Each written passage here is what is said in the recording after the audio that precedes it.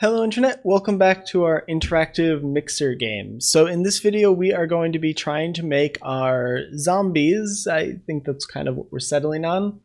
We're going to try to figure out how to make them move. So it's been a few weeks, about 2 weeks I think, since we actually worked on this project. So let me catch you up on some of the things that I've done. First, the sprites are gone. Our player is this really derpy looking model. So it looks silly, but it works. So that's sort of what we're at right now. Is we have like random primitive shapes to do that. So the cool thing that gets us realistic lighting on all of our stuff. So like we have this horde of zombies over here, and you can actually like see the lighting play around them. So they actually occlude one another and things like that. And they get lit up by bullets. We also have these blood splatters, which is just a particle effect. So what happens right now is nothing. There's no movement, there's no attacking, there's no anything. So this is going to be a really simple video, I hope. And we're going to try to make the zombies attack the player or move towards them. I don't know if we'll do attacking. One other thing I do want to mention is we have this participants list now, and this is actually working. It's pulling straight from Mixer. And so the cool thing is that participants list is updated in real time. This is just using their API. And so the idea here is you'll have to sign up using the same name as your Mixer username. Otherwise this isn't going to work.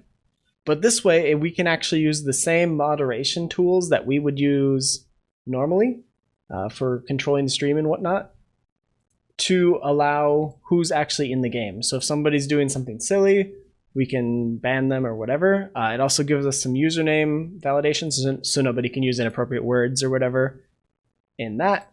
So it kind of relies a lot on Mixer's own implementation to kind of handle that. But hopefully it'll work. It's interactive, so if this person leaves for whatever reason, that should go away. It might take a bit. I don't entirely know how well this works, but we're gonna find out. So yeah, that's sort of the idea there. I don't even know if I have that set to update, but whatever. Totally irrelevant. I've also updated the project to Unity 2017. It was on Unity 5.6 previously. Now it's not. So the first thing I'm going to do is grab all of these zombies and delete them. We just need one to work with, and no, we can keep all of them. This will be fine. So I've got the player health here. There's some events that are triggered so that we can destroy it and we can actually spawn those blood splats. I'm also going to add a character movement script that is actually going to control it. This is the same one that the player is going to use, and it's got a speed and everything. So all we need to do is actually create something that plugs in those inputs, and then everything else should come along with that. So movement and everything will be the exact same as the player, and then it'll just be adding the actual inputs so everything kind of knows where to move.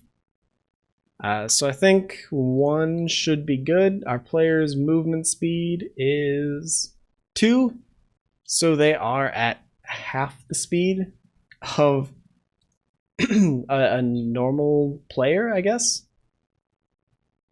So 1. Oh wait, that speed is coming from somewhere else. Oh wait, I'm silly. We already have a character movement script attached to this object. I don't know what I'm doing. It's already there because this is a clone from our player. So there's just no player input. And even though there is one actually, it's referencing something else. So let me pull that out. And then we have this player input, which should be completely empty. So there shouldn't be anything happening here. I think I may have just crashed. Nope. Okay, good. Everything is still working. I thought I'd crashed it. So player input. Let's actually create a zombie AI. This is going to be a really basic steering algorithm. We're going to try to just move it towards the player. And that's pretty much all we're going to do. It's effectively just going to be a really simple force.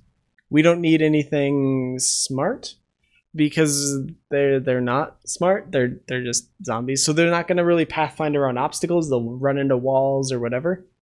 We can fix that later, but for now we don't really need to do that. And that's going to require actually dealing with how the map is generated and actually looking at that, and we haven't done that yet. So, Unity has decided that it wants to be very uncooperative, but that's all right. Let's do a player input and just make this public. So now we have access to the player's input, and let's also have a target.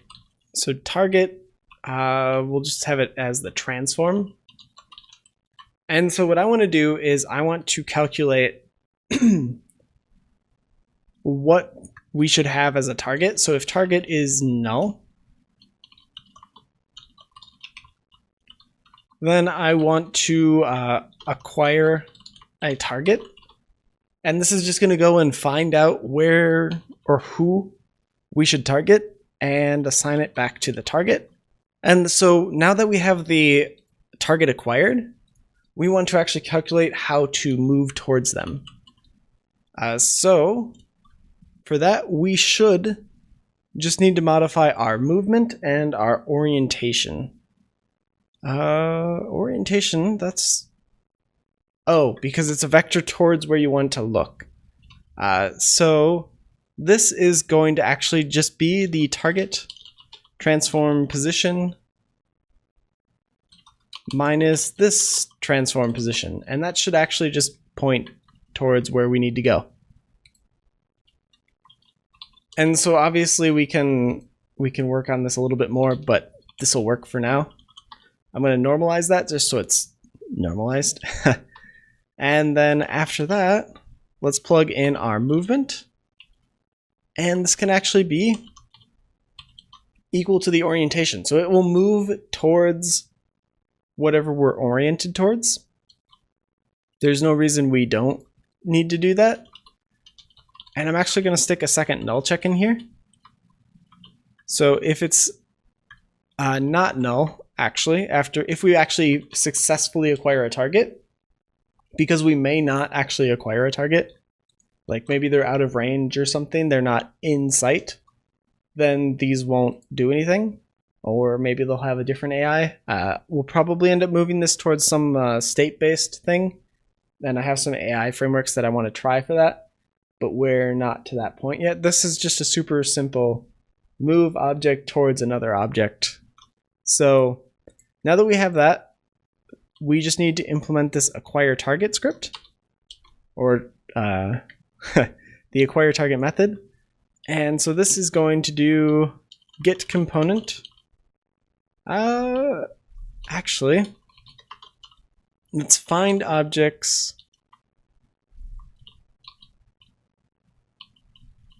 Do I want this? Find objects of type. I'm not sure I want that. So what I want to do is our player has the tag players, or player. So I want to find a player with that tag. And game object dot find game object with tag. There we go. And so for now, we're just going to find something named player with a tag of player. And we'll return that because this is just going to find our game object. Let's return the transform there. And either we'll find it or we won't. We can't do an Elvis operator. That doesn't work. Var player. I don't know why ReSharper is trying to autocomplete the var to something else, unless I'm typing it wrong, but I don't think I am. So if player is equal to null, then we'll just return the player, or we'll just return null. Otherwise, we actually have a player, so we'll return the player's transform. So this should get us a target. And then we should just be able to plug this on to our zombie, and hopefully they will just kind of swarm at the player. That's sort of the effect we're going for right now.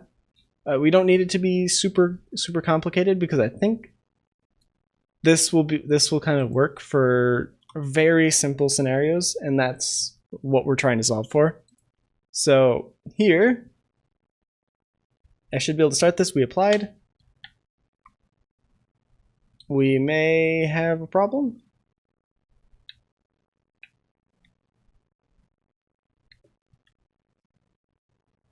I think they've found somebody else. Oh, yes, they have. They found themselves. So all the zombies were tagged with player, which doesn't work. We're gonna, do I want to untag them? Let's add a new one. And let's just call them enemy? Sure. So all of our zombies are going to be tagged with the enemy tag, just so we can find them easier. That's kind of a mixed bag. I don't know if I like that, but it works for this. And we're stuck. So they have the same speed as the player because they were attached to the same object. So let me drop that down a bit. 0.5. Oops, there we go.